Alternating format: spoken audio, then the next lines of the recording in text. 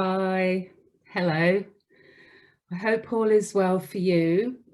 Um, Today I'm going to talk a little bit about sustainable choices for mobile phones, and this is a video I've been putting off because I find a really difficult topic, one of the many difficult topics that we need to unpack when making conscious and sustainable choices, because our sustainable choices are so entangled with ethical choices, or on the flip side, not ethical practice of many of the companies that we're involved in or need to gain our goods and services from. In this instance, multinational communications company.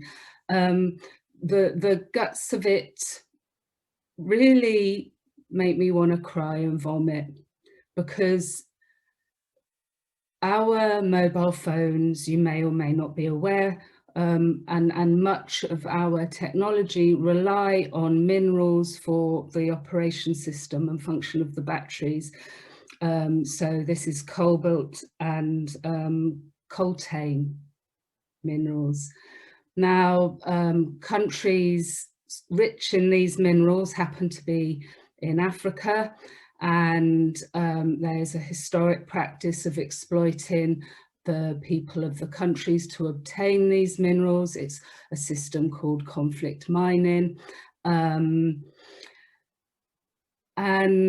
apart from war and localized conflict being stoked up for the operational practice of getting these minerals, it also involves quite often child labor. So we're talking about children pulling minerals out with no safety standards. These minerals are toxic to humans, and when we imagine the level of technology in all our lives, that's an enormous volume of substance. Now, the level of deaths can be equated with genocide in those countries, and I will put a link below this video to a Guardian 2018 article that explains a little bit more about the countries affected by this. I might even write a blog in future about this, because it's a topic I really feel strongly about. But today I just want to help raise awareness of the issues whilst staying grounded with opportunities for making different choices, because these issues of sustainability can be very overwhelming. And how do we unpack this without becoming frightened, depressed, subject to our amygdala fight or flight reactive responses? And that is by staying grounded with the awareness of the information to make different choices, and recognizing that although we may do our best, we can't always make perfect choices all of the time. Our situations, our circumstance means that sometimes we don't make the best choices, or we can't, for whatever different reason. So one is to stay grounded, and the other is to appreciate not only our material possessions, but also our own engagement with these difficult topics, because sustainable choices really, in our relationship with economics and the material world, and exploitation of environment and labour, it is difficult, and it becomes emotional. And in me, like I said, I actually want to vomit and cry. It's that bad, yeah? But that won't help. So one way that does help is to find out what are the alternative solutions. In eco-balance courses, one of the titles is sustainable governance, and we go into this a bit more detail because how companies are arranged in governance, the policy decisions that are made directly influence the practice of those organisations. But today I'm just going to share my screen. That's why I'm videoing this on Zoom, was so that I could share my screen on the internet and just introduce you to the Good Shopping Guide. Now, the Good Shopping Guide is one of the discounts that eco-balance course participants are able to access. More information about that is on the eco-balance website. But this is a really good resource when you're making consumer decisions. You can have a look over here about the different areas: energy, money, fashion, technology, and you can do some research to find out what the ethical practice, the sustainable practices of those companies, whether you're going to buy a washing machine or take out a mortgage policy. And in this instance, we'll just look at some mobile phone comparisons. As I said, there's some really murky practice for tech companies, and an article will be below this video and you can do more research. And really, I just want to support with a way through to make other choices. So it's really upsetting because when we scroll through, the most ethical here being at the top, Fairphone, we scroll through and the phone handsets manufacturers, as we go through down through the amber list of less ethical practice to the red list of not very good ethical practice, obviously those names become more and more familiar. And those are the names that have more and more dominance in the market. As I said, the multinational, those trillion-dollar industries are very, very entangled with these difficult practices of conflict mining for the minerals that run all of these different technologies.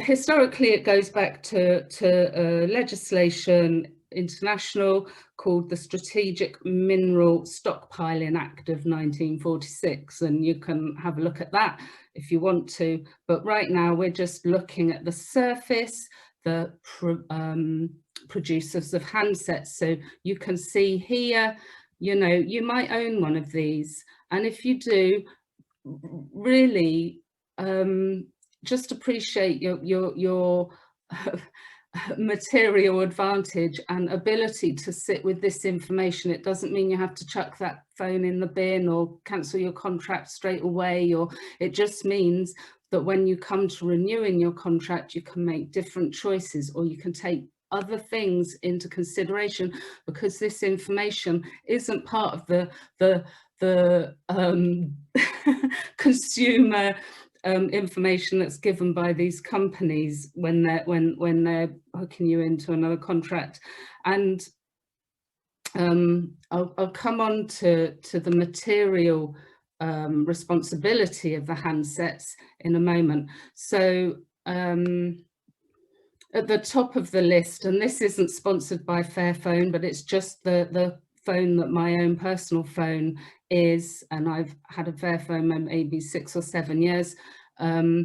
They rank, you can see when you look through the ethical summary, they don't have an accreditation, but not many of these companies do, but their practice in human rights, in political donations, in armaments, and that's very important because in conflict mining, these are war-torn countries that are receiving financial and military aid rather, from Western countries. Excuse me, a bit passionate, but it's so murky and entangled how Western countries' military and financial aid is directly entangled with our multinational companies extorting the minerals, the rich minerals. It's not just cobalt and coltane. It's also diamonds as well, I'm sorry to say, and many other substances that African countries, mid-African countries have. So essentially, the Good Shopping Guide has done all of this research so you can look at the practice, the policy and practice of these companies. I just want to point out that sometimes, particularly in the environmental report, the measures can be a bit of a greenwash, because companies might have an environmental statement, but they subcontract from companies that actually don't mine responsibly, for example. So multinationals are very used to doing this arm's length trading, where they might invest in a subcontracted company that has really a terrible practice, but it doesn't reflect their reporting capacity on the outside. So this is just a grounded way of unpacking some of these issues that affect us as consumers, so that we are able to make more sustainable choices when we decide what we're going to buy or use in everyday life. So I mentioned Fairphone because also, as well as not, Fairphones are gained through fair trade practices, not conflict mining practices. So it's not in areas of military conflict, and it is with communities that are paid fairly for their labour. It doesn't involve child slave labour. It's just awful what happens. It's awful. But also Fairphone this is my Fairphone, here it is. They have a more responsible attitude to the physical material, because obviously there's thousands and thousands of pieces of technology, handsets and things, and quite often we just throw them in a drawer or in landfill. Sometimes they get sent to charities for recycling, and companies like giffgaff are being much more proactive in promoting how important it is to have a recycled phone, because not only are the minerals, the conflict mining minerals, been wasted, which is disgusting, but also the plastics. You'll be aware of our terrible mismanagement of plastics. So Fairphones you can return and they will recycle them for new handsets, but they're also built to not break and go obsolete. So that, I mean, I'm not planning to hack NASA with my Fairphone, so needing a new handset every 6 months at the cost of plastic and minerals to labour and the environment is not a priority. But Fairphone actually design so that the owners of the phone can install their own tech upgrades should they wish and be so inclined. And that's why I was laughing, because that's probably not where my own skill set lies. But that is the consideration of the design. So as an owner of a Fairphone, if there's a modular upgrade of the camera, for example, you can unpop the back of this and unscrew the component and replace it, so with instructions, so it's all in working order.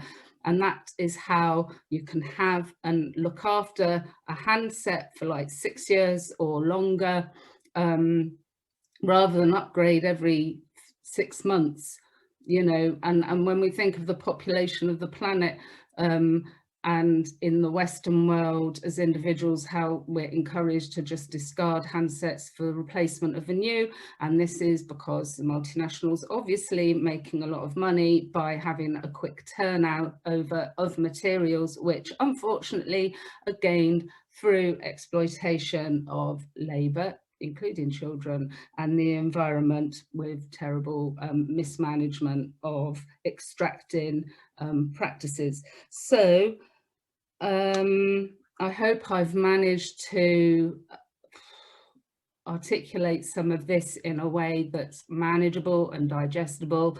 It is painful, the topics are painful, we're all involved in these, but remember, stay grounded.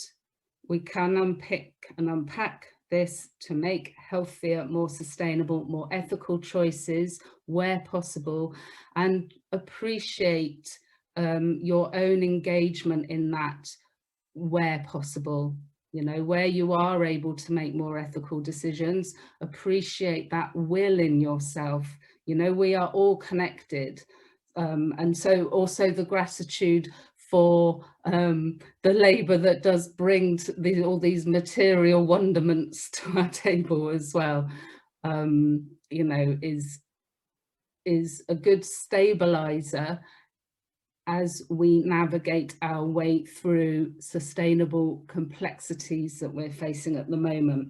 And that is why but as an aside, I'm bookending this little video with short clips of a murmuration of crows, because as a small reminder of the wonderful beauty of this world, as we are all connected. Yeah. And it keeps us in balance with perspective of our own context. So anyway, that's enough for me. I am going to do a little update video shortly, because it's 1 year since Eco-Balance Courses launched a YouTube video, and there's quite a lot to update. So that will be coming at some point soon. Anyway, thank you very much for listening. Like and subscribe if you feel inclined, and do take care. Take care. Bye-bye.